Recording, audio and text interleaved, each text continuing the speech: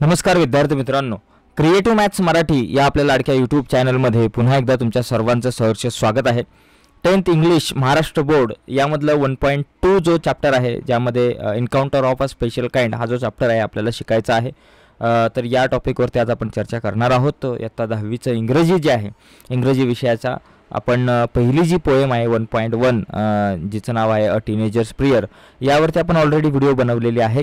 अगोदरची video जर तुम्ही नसेल बघितली तर या व्हिडिओच्या खाली डिस्क्रिप्शनमध्ये मी अ टीनेजर प्रेयर या व्हिडिओची लिंक या व्हिडिओच्या खाली डिस्क्रिप्शनमध्ये तुमच्यासोबत शेअर केलेली आहे, नंतर ती तुम्ही बघू शकता ती। ओके, तर बघा या ठिकाणी इंग्लिशची जी पोएम आहे यामध्ये बघा इंग्लिशचा हा जो चॅप्टर आहे an encounter of special kind यावरती चर्चा करू। पण त्या अगोदर या अगोदर दिलेलं काही वॉर्मिंग अप या ठिकाणी आपल्याला दिसतं, ज्यामध्ये चिटचॅटचे काही प्रश्न आहेत त्यावरती आपण थोडीशी चर्चा करूयात। बघा इथे एक चित्र आपल्याला दिसतंय, तुम्हाला हे चित्र काय दिसतंय बघा, या चित्रामध्ये काय दिसतंय तुम्हाला थोडंसं ऑब्झर्वेशन करा।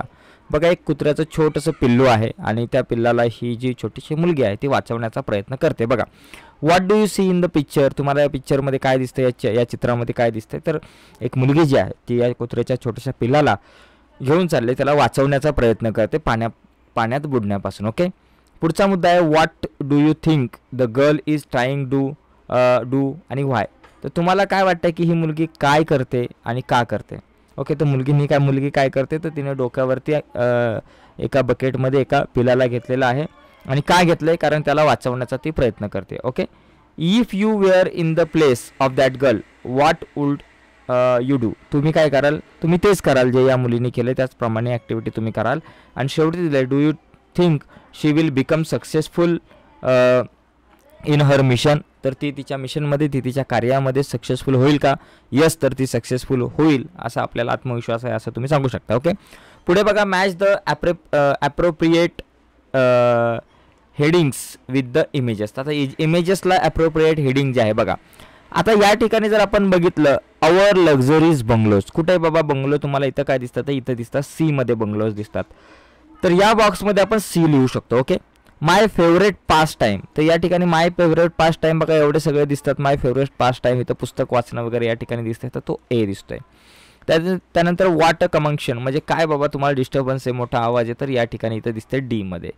ठीक आहे, आणि एन्ग्रॉस इन माय बुक, माझ्या पुस्तकामध्ये मी पूर्णपणे वाचनात बुडालेलो आहे, तर ते या ठिकाणी इथं दिसतंय बी। ठीक आहे, तर अशा प्रकारे या सगळ्या गोष्टी आपण क्लिअर करू शकतो। आता आपण प्रत्यक्षामध्ये चॅप्टरकडे वळूयात, या धड्याकडे वळूयात। An encounter of special kind, एक अविस्मरणीय भेट आपण त्याला म्हणू शकतो। ओके, किंवा एक अविस्मरणीय चकमक।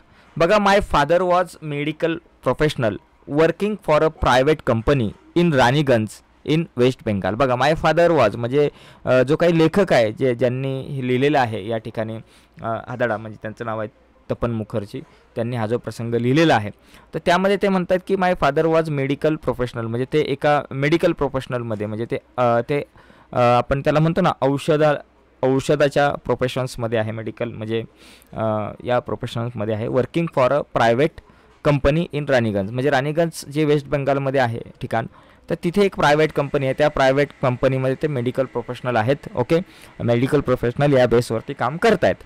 The officers of the company were housed in individual bungalows inside a large campus, म्हणजे खूप मोठा कॅम्पस आहे आणि त्या कॅम्पसमध्ये जी काही मोठी ऑफिसर्स आहेत त्या ऑफिसरचे जे बंगले आहेत, हाऊस्ड म्हणजे तिथे राहतात, इंडिव्हिज्युअल बंगलो म्हणजे प्रत्येक ऑफिसरला एक बंगला आहे, या ठिकाणी इथं तुम्हाला दिसतंय चित्रामध्ये हा जो बंगला दिसतोय, अशा प्रकारचा बंगला प्रत्येक ऑफिसर्सला या कॅम्पसमध्ये दिलेला आहे। मोठं कॅम्पस आहे, लार्ज कॅम्पस आहे, या कॅम्पसमध्ये बंगला आहे। Okay, our house was in a corner of the campus, म्हणजे ते कॅम्पस असेल तर त्या कॅम्पसच्या एका कॉर्नरला यांचं म्हणजे लेखक जे आहे त्यांचा हाऊस या कॅम्पसच्या एका कॉर्नरला म्हणजे एका कोपऱ्यामध्ये आहे। The officers club was adjacent to the boundary wall of our garden, म्हणजे ऑफिसर्स क्लब म्हणजे ऑफिसर्सचा एक क्लब आहे, ज्या क्लबमध्ये वेगवेगळ्या प्रकारचे खेळ असतात, म्हणजे बैठे खेळ वगैरे असतात, ज्याच्यामध्ये टेबल टेनिस असेल, एखादं वाचनालय असतं, त्याच्यामध्ये कॅरम असेल, अशा प्रकारचे खेळ वगैरे असतात क्लबमध्ये, बऱ्याचशा गोष्टी असतात तिथंही। ओके, हा जो क्लब आहे ऑफिसर्स लोकांचा, तो जे वॉल आहे जी वॉल आहे या ठिकाणी जी त्या वॉलच्या बाउंड्रीवरती आहे। Okay, the compound was luxurious with green grass, म्हणजे जे काही कंपाऊंड जे आहे ते ग्रीन ग्रास जे आहे ना, ते ग्रीन ग्रासने एकदम असं सजलेलं आहे। कलरफुल फ्लॉवर्स आहे या ठिकाणी, या कंपाऊंडमध्ये, या सगळ्या एरियामध्ये, या सगळ्या भागामध्ये. And a host of tall and majestic trees, म्हणजे अतिशय मोठे मोठे आणि भव्य दिव्य असे टोलेजंग ट्रीज आहेत, झाडंच आहेत. आणि ती झाडं या ठिकाणी या कॅम्पसमध्ये असलेलं आपल्याला दिसतंय. Okay. The seasonal vegetables in the kitchen garden of the house hold. बघा या ठिकाणी द सीझनल व्हेजिटेबल्स म्हणजे जे किचन गार्डन म्हणजे परसबाग आपण म्हणतो, प्रत्येक बंगल्याच्या परसबागेमध्ये सीझनल व्हेजिटेबल्स जे आहेत ते आपल्याला येताना दिसतात त्या ठिकाणी. ओके. या सगळ्या गोष्टी इथं आहेत. आणि and magnificent trees consistently attracts squirrels and many species of birds, म्हणजे जे काही मोठे मोठे झाडं आहेत, त्या फळझाडं असतील तर त्या झाडांवरती ती झाडं जी आहेत ते अट्रॅक्ट करतात कोणाला. बघा या ठिकाणी खारुताई आहेत, या खारुताई आहेत, यांना अट्रॅक्ट करतात. आणि इतर काही जे बर्ड्स असतील, पक्षीच असतील चांगले चांगले, ते पक्षी या झाडांवरती फळं वगैरे खायला येतात. ओके.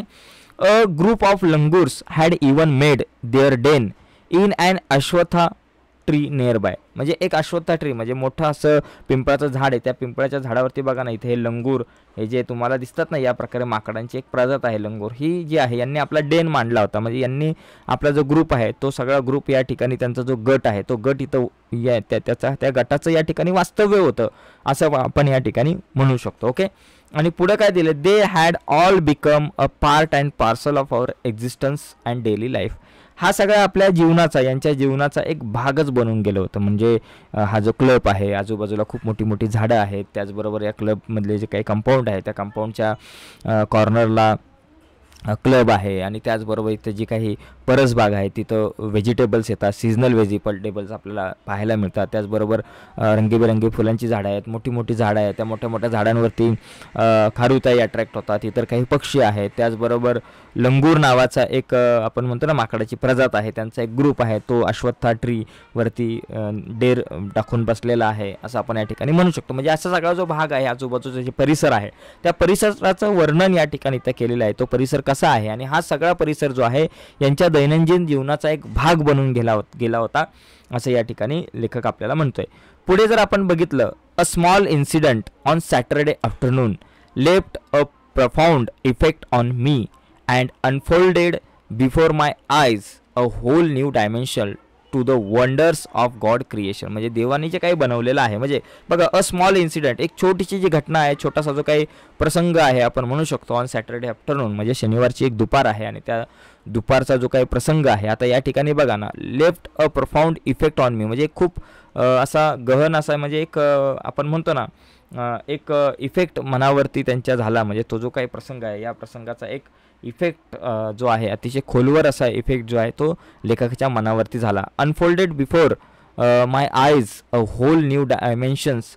बघा म्हणजे अनफोल्ड न्यू डायमेन्शन्स म्हणजे काय, एक नवा पैलू उलगडला. कशाचा नवा पैलू उलगडला, तर to the wonders of God creation, म्हणजे देव जे काही बनवतो त्या देवाने जे काही बनवलेलं आहे, जे काही जग बनवलेलं आहे, तर त्या देवाच्या जे काही वर्ड म्हणजे जे काही आपण म्हणतो ना, देवाने जे काही जग बनवलेलं आहे, ज्या काही गोष्टी क्रिएट केलेल्या आहे आजूबाजूला, तर त्या देवाच्या क्रिएशनचा एक नवा पैलू जो आहे तो या ठिकाणी लेखकाच्या डोळ्याच्या समोर उलगडलेला आहे असं लेखक म्हणतोय.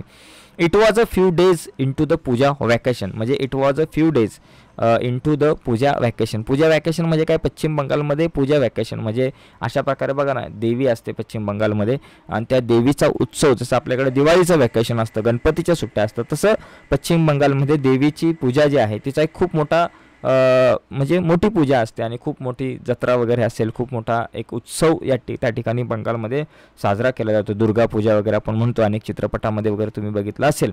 तर ते तिथे सुट्ट्यासुद्धा असतात त्या काळामध्ये मुलांना. तर अशा प्रकारे पूजा वॅकेशन्स वगैरे होते.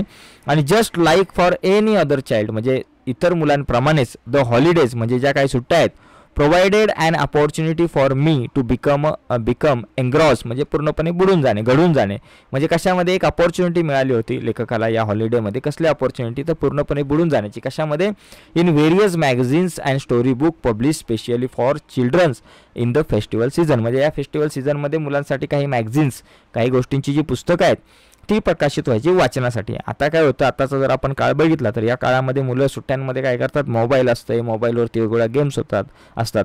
तर त्या काळामध्ये मोबाईल नव्हते, इतर काही गेम्स वगैरे खेळायचा प्रश्नच येत नाही. तर त्या काळामध्ये मुलांसाठी सुट्ट्यांमध्ये काही पुस्तकं यायची, स्टोरी बुक्स असतील, मॅगझिन्स असतील, तर ती पुस्तकं इंटरेस्टिंग असायची, ते वाचायची मुलं, आणि त्या स्टोरी वाचायला मुलांना खूप आवडायच्या.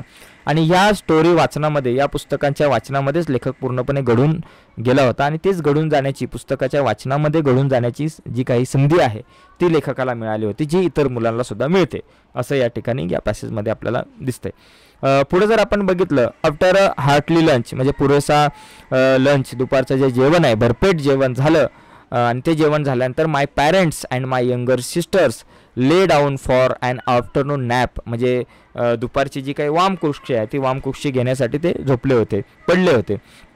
म्हणजे दुपारची वेळ बघा एकदम शांत असते खेडेगावामध्ये, किंवा असं जर परिसर आहे तुम्हाला बघायला मिळते की जिथं जंगलासारखं वातावरण आहे, झाडं आहे, इतर बाकी काही दिसत नाही तिथं, आणि तिथं दुपार एकदम शांत असणार आहे. आणि या शांततेमध्ये सर्व त्यांच्या घरातले जे काही सदस्य आहेत त्यांनी भरपेट जेवण घेतलं होतं, आणि जेवण घेतल्यानंतर यंगर सिस्टर असेल, त्याचबरोबर पॅरेंट असतील, ते सगळे झोपले होते, वामकुक्षी घेत होते दुपारची.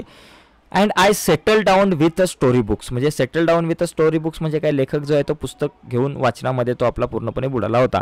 The quiet afternoon presented the perfect backdrop for reading and adventure stories, म्हणजे साहसी कथा वाचण्यासाठी हे चांगलं वातावरण जे आहे ते या ठिकाणी निर्माण झालं होतं. चांगलं वातावरण, बॅकड्रॉप म्हणजे एक पार्श्वभूमी, अनुकूल परिस्थिती आपण म्हणतो.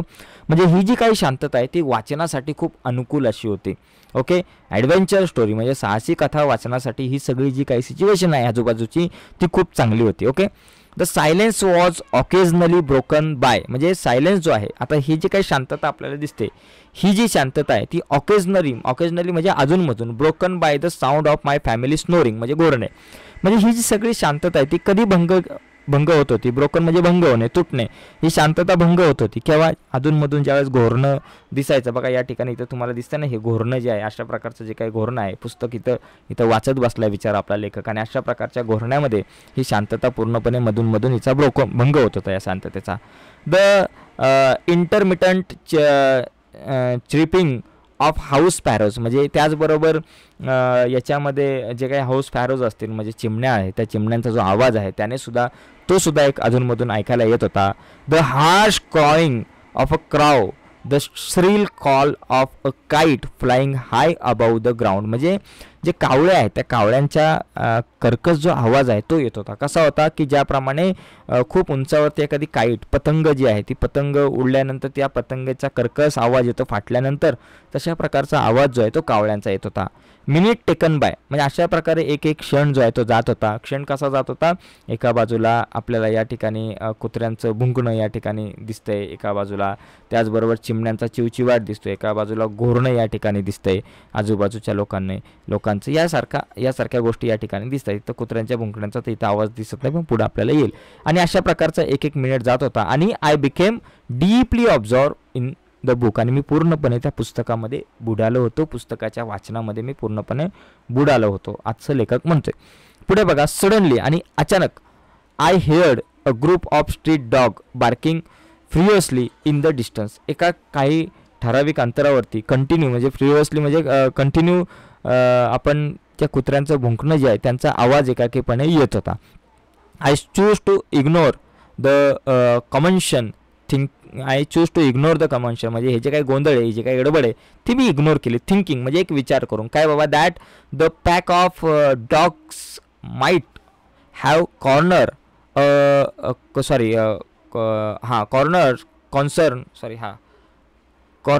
अ हॅपलेस पिग, म्हणजे एक हॅपलेस पिग म्हणा, म्हणजे हॅपलेस म्हणजे अतिशय असह्य झालेला एक डुक्कर असेल, त्या डुकराच्या मागे या ज्या कुत्र्यांचा जो काही एक खूप मोठा ग्रुप आहे, एक घोळका आहे, तो त्या या पिगच्या मागे लागला असेल, त्याचा चावा घेण्यासाठी किंवा त्याच्याच मागे लागला असेल, अशा प्रकारे त्याने विचार केला आणि हा सगळा भाग जो आहे तो सोडून दिला बाजूला. ओके, बट सून, परंतु लगेच, द बार्किंग बिकेम लाऊडर, आणि हा जो भुंकण्याचा आवाज आहे तो आणखी लाऊडर आणि आणखी जोराने येऊ लागला.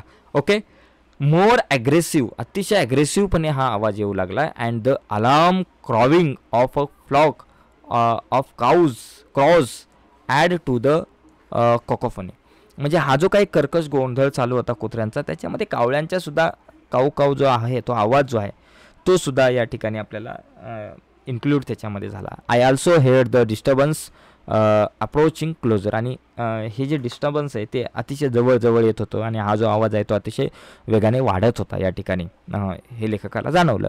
Curiosity got the better of me. आणि माझी क्युरियोसिटी खूप वाढली. Leaving the book aside. मी पुस्तकाला बाजूला ठेवलं. I rush to the veranda. आणि अशा प्रकारे या घराच्या वरांड्यामध्ये आपला लेखक आला. To see what was going on. नेमकं काय चाललंय हे पाहण्यासाठी आपला जो लेखक आहे तो या ठिकाणी पुढे आला आणि लेखकाने पुढाकार घेतला पुढे येण्याचा. ठीक आहे. आता पुढं काय होतं या ठिकाणी बघूयात. ही सगळी परिस्थिती आपल्याला दिसते. आजूबाजूचं वातावरण खूप शांत होतं. फक्त घोरण्याचा आवाज होता, चिमण्यांचा आवाज होता, कावळ्यांचा आवाज होता, छोटा छोटा आवाज होता.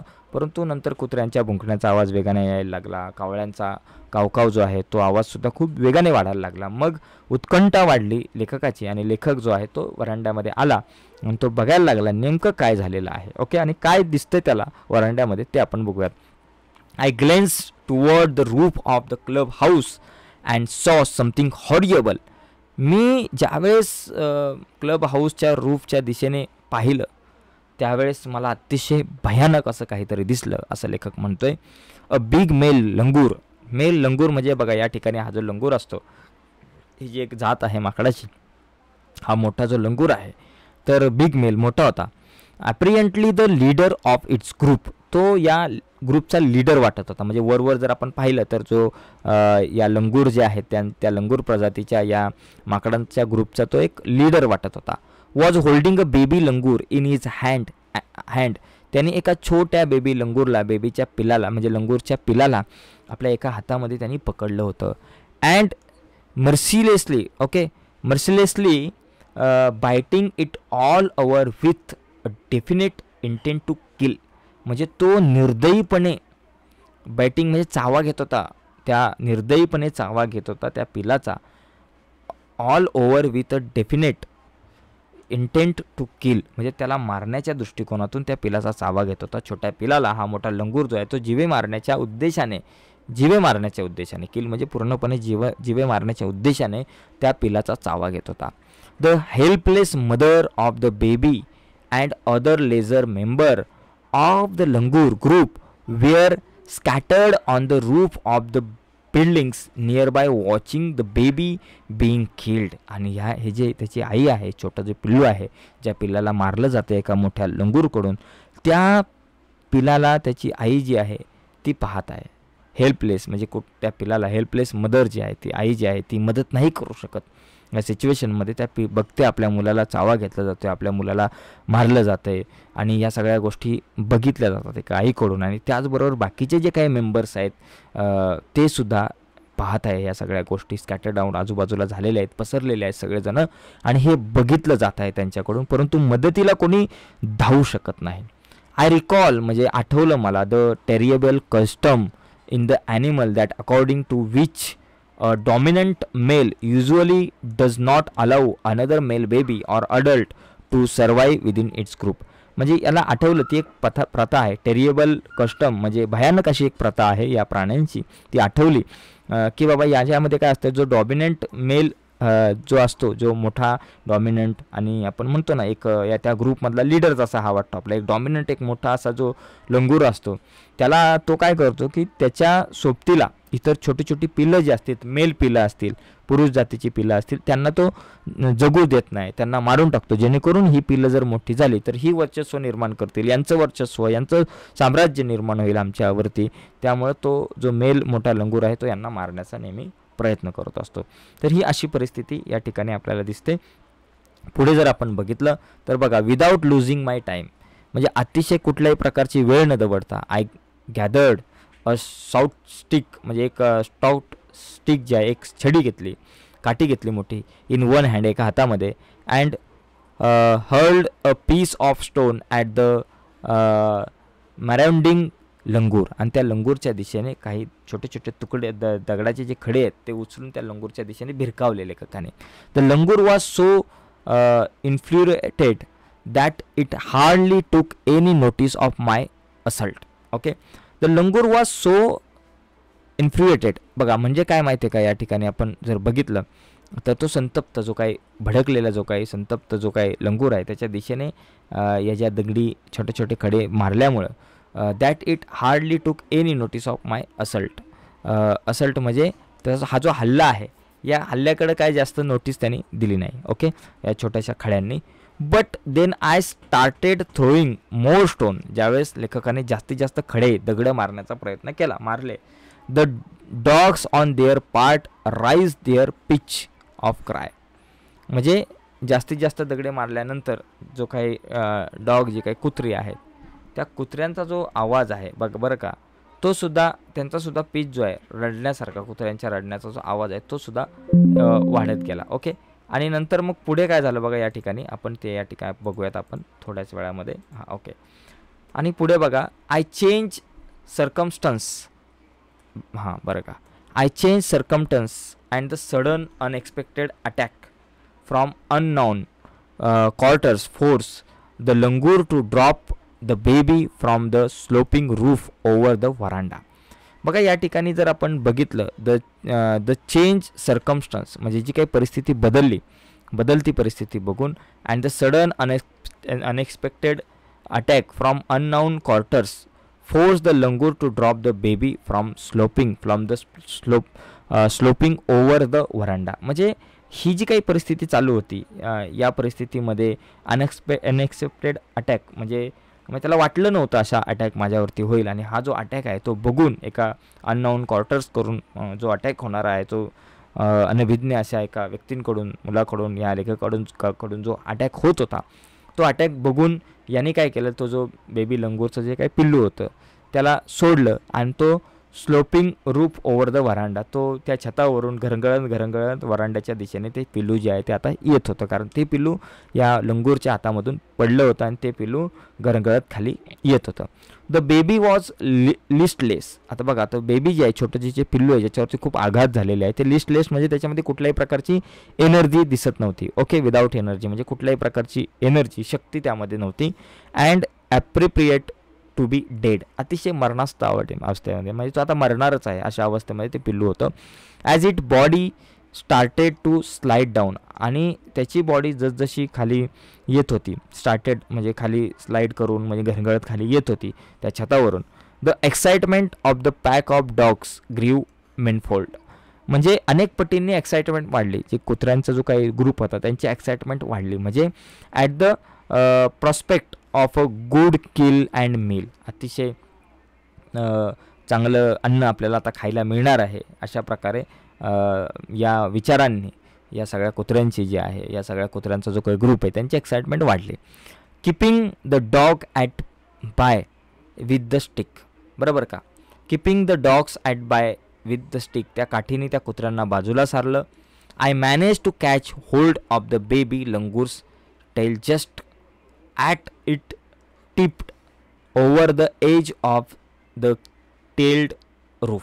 ओके, म्हणजे एका बाजूला कुत्री जी आहेत, जी कुत्र्यांचा जो ग्रुप आहे त्या कुत्र्यांच्या ग्रुपला बाजूला सारलं या ठिकाणी एका काठीने, आणि दुसऱ्या हाताने त्या छोटंसं जे काही लंगूरचं जे पिल्लू आहे जे वरांड्यावरून गरगळत खाली येत होतं त्या पिल्लाला कॅच केलेलं आहे लेखकाने. ओके, द बेबी ॲप्रिप्रिएट इनर्ट म्हणजे काय, अचल झालं होतं, ते कुठल्याही प्रकारची हालचाल करत नव्हतं. अँड लाईफलेस म्हणजे त्यांच्यामध्ये अतिशय जीवच नव्हतं, जीव नसलेलं आपण म्हणू शकतो ना, लाईफलेस झालं होतं. It was indeed a male baby, म्हणजे लेखकाने ओळखलं की हा जो पिल्लू जो आहे, जे पिल्लू जे आहे ते मेल आहे, ते एक पुरुष आहे, हे लेखकानं ओळखलं. ओके, तर मित्रांनो बघा या ठिकाणी आजच्या या व्हिडिओमध्ये आपण इथंच थांबूया. तिथून पुढचा जो भाग आहे या प्रकरणाचा तो आपण पुढच्या व्हिडिओमध्ये बघूयात. पुढची जी व्हिडिओ आहे उद्याची, त्या उद्याच्या व्हिडिओमध्ये आपण इथून पुढचा भाग बघूयात.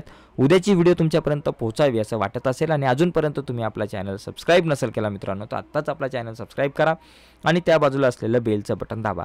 आतापर्यंत काय बघितलं आपण की लेखकाच्या ज्या ठिकाणी राहत होता, कॅम्पस जो होता, तो आजूबाजूचा परिसर जो आहे तो आपण बघितला, आणि त्या परिसरामध्ये लेखक पुस्तक वाचत होता. पुस्तक वाचत असताना त्याला आवाज आला कुत्र्यांच्या भुंकण्याचा. त्याने अगोदर दुर्लक्ष केलं, नंतर तो कुत्र्यांच्या भुंकण्याचा आवाज वाढला आणि त्यावेळेस लेखक बाहेर येऊन बघतो तर काय, एक मोठं जे लंगूर जे आहे, लंगूर जो आहे, डॉमिनंट लंगूर जो आहे मोठा, तो एका पिलाला आपल्या हातामध्ये घेऊन, चावा घेऊन त्याला मारत होता, मारण्याच्या उद्देशाने तो त्यातला चावा घेत होता, बाईट घेत होता. ओके, आणि तो अतिशय जखमी झालेलं ते छोटंसं पिलू.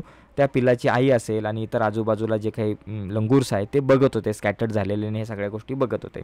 लेखक बाहेर आल्यानंतर लेखकाने पहिली गोष्ट दगडी मारण्याचा प्रयत्न केला, छोटे छोटे खडे मारण्याचा प्रयत्न केला त्या डॉमिनंट लंगूरला, परंतु त्यांनी सुरुवातीला दुर्लक्ष केलं. नंतर कुत्र्यांचा आवाजसुद्धा वाढला आणि त्यानंतर आणखी दगडी मारल्यानंतर तो जो डॉमिनंट जो काही लंगूर होता त्याने त्या लंगूरच्या पिलाला सोडलं असंच, आणि ते लंगूरचं पिलू घरघळत खाली येत होतं आणि लेखकानं त्या पिलाला आपल्या हातामध्ये पकडलं आणि हातामध्ये पकडल्यानंतर बघितलं की ते पिल्लू जे आहे ते मेल बेबीच होतं. ओके, आता पुढची जी काही घटना आहे, पुढच्या काही गोष्टी आहेत त्या आपण पुढच्या व्हिडिओमध्ये बघूयात. ओके मित्रांनो, इथंच थांबू आत्ताच्या व्हिडिओमध्ये. बाय सर्वांना, धन्यवाद.